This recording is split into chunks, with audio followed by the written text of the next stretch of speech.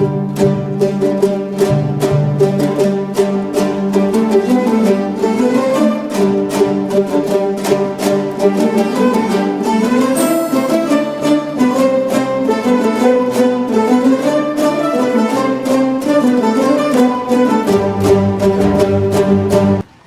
қазақтан шыққан Шоқан Уәлихановты білесіздер, Шоқан.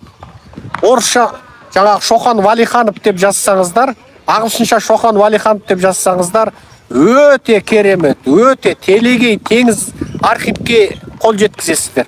Шоқанды біздің көп қазақтар әлі толық түсінген жоқ. Мен Шоқан туралы өте көп мақалалар жазғам. Шоқан, мен кәдімгідей осы Шоқан туралы көп зерттеу жасадым. Баяғыда Лондонда Шоқанның кітаптарын тауып алдым. Ол туралы 1001 сапарымда да жаздым. Шоқан Орта Азияны зерттеуші болды. Ол мынау Ресейдің ғылым академиясы тарапынан, сосын Ресейдің мына әскери жаңа тыңшылық органдары тарапынан мынау Қашқарияны зерттеуге, Жоңғарияны зерттеуге жіберілген экспедицияның бастығы болды. Ол Қашқарға барды. Қашқарда ол келіншек алды. Себебі Қашқарда бір айдан мөлшерінде тұратын адамға, олар жаңағы бойдағы еркек болса, міндетті түрде келіншек алу керек, болмаса күнә жасап қояды дейтін заңдары бар екен. Сөйтіп Шоқан өз жерде келіншек алды. Енді ол келіншекті кейбір зерттемендер ол келіншектің аты Чокан болып еді деп жазыпты. Мен оған да қарсы жазғамын. Ол келіншектің аты Чокан емес. Ұйғыр тілінде Чокан деген жас келіншекті Чокан дейді. Жас келіншекті ұйғырлар Чокан дейді. Одан үлкендеулерім ба жоқ, соған баламала синоним ба қотын дейді. Қотын деген қазақ айтатын қатын деген сөз. Ал Чоканның келіншегінің аты Чокан емес. Жоға Чокан деген сол келіншек деген сөз. Шоқан ол келіншектің де суретін сызады. Ұйғырдың мына дуттар, сырнай, сол сияқты музыка аспаптарының бәрін сызады. Ұйғырдың қыздарының мына тал-талға ұсақ шаштарын өретін сызбасын сызады. Мына дағыра дейді, тағы көп біз атын білмейтін музыка аспаптарының барлығын сызып, қаттап, соны орыс тілінде жазып, одан француз, ағылшын тілдерінде жариялатқан сол Шоқан. Шоқан бүкіл дүние жүзінің түркі тануында, ұйғыр тану ғылымында Шоқанның тарихи еңбегі өте жоғары. Шоқанның осы Қашқария очерктері, Жоңғария очерктері дейтін шығармасы сол 25 жасының өзінде бүкіл Еуропаны, неміс тіліндегі, ағылшын тіліндегі, француз тіліндегі бүкіл Еуропаның ғалымдарын таң-тамаша қалдырған. Шоқан 25 жасының өзінде бүкіл дүние жүзінде осы этнография, тарих тану, жағрапия тану ғылымдары бойынша бүкіл дүние жүзін таңдай қақтырған. Мынау бүкіл адамзаттың ең үлкен, осы сала бойынша ең үлкен ғалымы болады деп, ғалымдар сол заманда жаңа тамсанып, жаңа баға берген ғалым болған. Бірақ өкінішке орай, Шоқан мына қазіргі мына Алматы, мынау жер жаннаты Жетісуда қастықпен қайтыс болады. Оны енді тарихи деректерде және елдің аузындағы деректерде Тезек төренің ауылында қайтыс болды дейді. Енді анығында оған у беріп өлтірді. Көре алмастықпен өлтіргені белгілі ол. Себебі ол өте үлкен ғалым болды. Енді Шоқан ұйғырлардың жаңағы тұрмысы, салты, дерегі, тілі, этнографиясы, діни наным сенімінен сырт, мынау ұйғырлардағы қарыз дейді. Мына күн өте ыстық, олар мына қағыр жерде жасайды. Теңізден ең алыс жерде жасайды. Су тапшы жерде жасайды. Температура деген жай кезде 40 градус. Сол кезде мына қағыр, жер керішті жері болады. Сол керішті жерде судың тоған арықтың беті ашық болса, парланып кетеді су. Содан жаңағы жерді қазады, тереңдетіп белуарға дейін. Одан оны көлденен қазады. Екінші жерді белуарға дейін қазып, жаңағы екі белуарға дейін қазған құдықтардың ортасын тұтастырып, жердің астынан бірінші болып су құбырын осы ұйғырлар жасаған. Жердің астынан бірінші болып, мысалы қараңыз, алдымен тіп-тік шұңқыр қазады белуарға дейін. Одан анау 5 метр, 10 метр жерден екінші шұңқырды қазады, одан 3-4 метр жерден үшінші шұңқырды қазады. Сөйтіп бәленбай шақырымға баратын жаңағы жердің астымен жүретін құбырды осы ұйғырлар жасаған. Оны кәріз деген. Кәріз. Міне. Осы кәрізді бірінші болып дүниеге танытып, оның ерекшелігін жазғанда осы Шоқан. Көрдіңіздер ме? Енді сол заманда патша ордасы Шар-Россия оны Қашқарияға жібереді. Ол заманда мына Ерен-Қабырға тауының оңтүстігін Қашқария деп атап, мына солтүстігін мына қазақтар жасаған жағын Жоңғария деп атады. Неге Жоңғария деп атады? Себебі ол бұрынғы Жоңғар хандығының жері болды. Ал бұрынғы Жоңғар хандығы орыс деректерінде өз жерді Жоңғария деп атай салды. Неге? Ол әсілі қазақтың жері. Кейін қазақтарды, үш қазақтың екеуін қынадай қырып, қазақтан сырдың бойына, Түркістанның бойына дейін қуып, үш қазақтың екеуін қырып жоңғар жаулап алды, сонымен Жоңғария болды.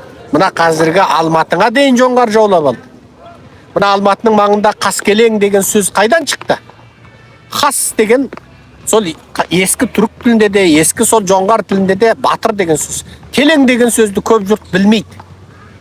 Келең деген сөз мына жоңғардың, мына лама дініне сенетіндердің, мына былайша айтқанда молдасын келең дейді. Лама буддист қой, буддизмнің бір тармағы лама делінеді. Сол мына қалмағында, қазіргі қалмақтарда, мына моңғолдарда, буряттарда, солардың бәрі мына Тибеттерде лама дініне сенеді. Ол буддизмнің бір тармағы. Сол Далай ламаның діні ғой, Далай лама дегендегі лама. Сол лама дінінің былайша айтқанда діни ұстазын, біз айтатын молда деген сияқты, сол діни ұстазын келең дейді. Қаскелең деген сөз қазақшаға аударғанда батыр молда деген сөз. Ал оның аты не? Ол кезінде сол осы Алматыңды да сол жоңғар жаулап алды. Жоңғар жаулап алып, кейін сол Абылай ханның тұсында жаңа Қаракерей Қабанбай біздің бабамыз, Қанжығалы Бөгенбай, анау арқадан Шапыраш Наурызбай мына оңтүстіктен бүкіл мына Алталаштың баласы, 300-дің баласы, мына қырғыз, қарақалпақ болып тұтасымен үйісіп, жоңғарды жеңіп, содан мына жоңғар жаулап алған ежелгі жерімізді қайтадан қолға алатын заманымыз сол. Содан ана қазақтың көп жерінде жоңғардың аты қалатыны сол. Мына Қаскелең дегенің сол. Мына Кеген деген атау, мына Алматының іргесінде Нарынқолдың қасында Кеген деген атау тұр. Кеген. Ол да сол жоңғарлардың ламасының діни атауы. Жаңағы бір дәрежелері бойынша сондай атау.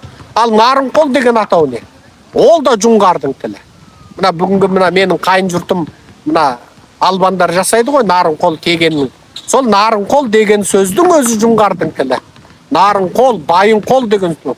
Қол деген ескі жоңғардың тілінде өзен деген сөз. Нарынқол оң жақтағы өзен, Байынқол сол жақтағы өзен деген сөз. Және бір ескі жоңғардың ескі бір сөзінде қол деген кәдімгі біздің қол, кәдімгі 1000 қол әскер жібердім дейді ғой, мысалы. 1000 адамның қолы емес, бірақ 1000 қол деген сөз жаңағы 1000 дивизия деген сияқты әңгіме. 1000 батальон жібердім деген сияқты әңгіме. Енді бұл осының барлығы ескі жаңағы сөздер. Яғни сонда жаңағы мына қазіргі Жоңғария деген атау, мына Алтай тауы мен мына Ерен-Қабырға тауының ортасын, Тәңір тауының ортасын Жоңғария деп атады. Бұл ескі Ресейдің жаңағы шоқандардың заманы кезінде қойған атауы.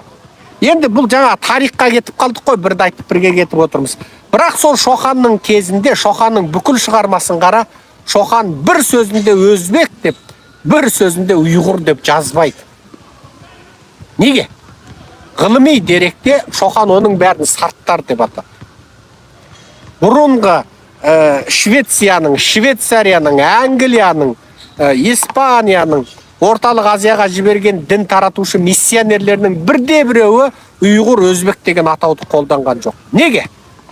Қашқарлық, Қотандық, Ақсулық, Тұрпандық деп олардың тұрған жерімен атады. Себебі ол заманда бұлар өздерін өзбек, ұйғыр деп атаған жоқ. Мысалы, Ақсақ Темірдің паспортында удостоверениесінде өзбек деп жазылған жоқ. Ақсақ Темірдің паспортында өзбек не ұйғыр деп жазылған жоқ. Ақсақ Темір барлас қой, барлас. Міне, кәдімгі барлас ұру. Сондықтан бұл жерде көп нәрсе, менің мына айтайын дегенім, мына Тоқаев пен Мирзаевтың қанішерлігінен шығып кеткен дүниеге байланысты айтып отырмын ғой.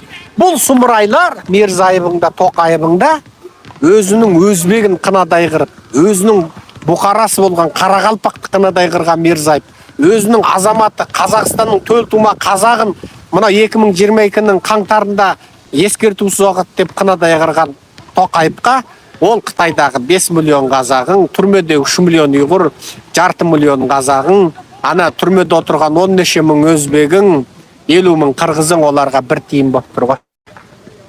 Бір тиын болып отыр. Міне мен бүгінгі лекциямда Украинаның сыртқы саясатын айту арқылы Орта Азиядағы қазақтарға, өзбектерге, қырғыздарға, қарақалпақтарға, татарларға, түрікпендерге, тәжіктерге жалпы күні кеше ата бабамыз бір болған, күні кеше ғұн заманында, көктұрік заманында, сақ заманында ата бабамыз бір болып, сол ғұн империясын құрып, сақ империясын құрып, қыпшақ империясын құрып, үйсін патшалығын құрып, мынау Қытайды неше мәрте жаулап алып, Қытайды бодандығымызға алып, салық төлетіп, қалаларын қиратып, міне сөйтіп отырған сол құдіретті көшпенді империялардың бүгінгі баспасына би болған, баспасына би болғанда бір тәуелсіз би болмай, Қытай мен орыстың құлы болған, ақшаның құлы болған, арын ақшаға сатқан, намысын нанға айырбастаған қанішер басшылары Тоқаев пен Мирзаевке қарата отырып осы лекциямды сөйлеп отыр.